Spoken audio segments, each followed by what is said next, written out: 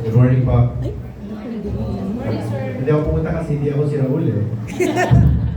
Akala ko may video message kasi pag wala yung presidente, normally nagbibigay ng video message. Yes. So, pakilala po ako si Anton Mauricio. Actually, later, nagulat ako kasi I think sa Ilugin, you're all from this school. Oo. I think this is the first time Reading Specialist Inc. and Rotary went to a school na isa lang yung school, exclusive. Kasi the others na pinuntahan namin, there were 16 schools there were 8 schools, so parang napaka-special yan naman. Okay, pakilala lang ako po sandali. Bale, I'm the product of a public school, University of the Philippines. Classmate ko si Sani Angara, secretary niyo. Nag 1 year lang siya sa UP, tapos lumipad na. Nag-States na, he took, I think, saan siya nag-iwan? Maryland pa siya, tapos dalawa yung masters niya. So, very well educated siya. But my mother was a public school teacher in Davao, and then when we moved to Manila, my father also taught for a while in Lyceum. Ako, I taught for a couple of years LaSalle and Asia Pacific College. So, medyo feeling ko nung nagtuturo ako, nakarma ako kasi I wasn't such a good student. Eh, di ba parang kukulit na mga estudyante. But I taught college, so thank heavens because I think na parang, well, good and bad. I'm not sure kung sino yung mas mahirap turuan, yung mga bata o yung mga college. Parang, yun. So, I was also in public service, this administration, so I was a DBI Undersecretary handling the National Development Company, NDC. It's the oldest government investment company. And ang thrust namin doon is innovation. And I also founded the Global AI Council Philippines. I just finished the Philippine AI Report 2026. We're going to present it to PBBM on February. So, I'm mentioning that kasi despite the advances in education that will come, you know, synchronous, asynchronous, and with the help of AI, there's nothing more urgent and more important pa rin than going back to the basics, no? Reading literacy. Ako naman, ang advocacy ko financial literacy because I'm in banking and finance. So, it's especially crucial, no? Since we have been hearing the news about the low literacy levels in the Philippines. So, DepEd naman has a good program, pero kulang pa rin, di ba? Kailangan pa rin ng tulong. So, it's really, you know, having been in government for 25 months, more than 2 years, kailangan talaga ng tulong ng government.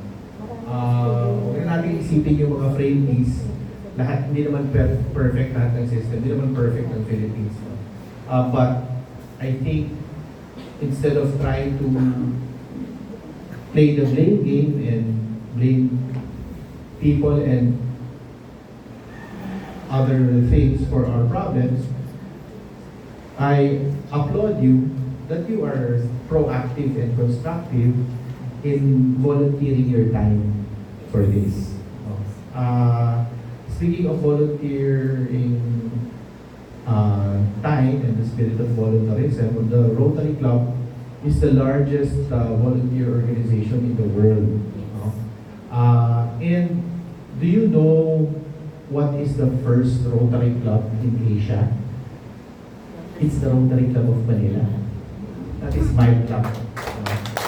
So, this year, 1919 ang establishment ng Rotary Club of Manila. Bakit tayo yung first? Eh di ba, occupied tayo by the Americans during the time. yes. Sumunod na lang yung mga ibang countries, Japan, and the others. Known na talagang Rotary Club of Manila. And so we are the mother of all the Rotary Clubs in Asia and the Philippines, including your Rotary Club of Pasig, no? It's just a very strong club. Yes. So that's our background, and we choose very well. Meron kaming club, may foundation din kami. We choose very well yung mga charities that we support. And through Jolie and Raquel of Reading Specialist Inc., we saw that this was a very worthy charity. Yung isa ko pang charity for education is Dual Tech.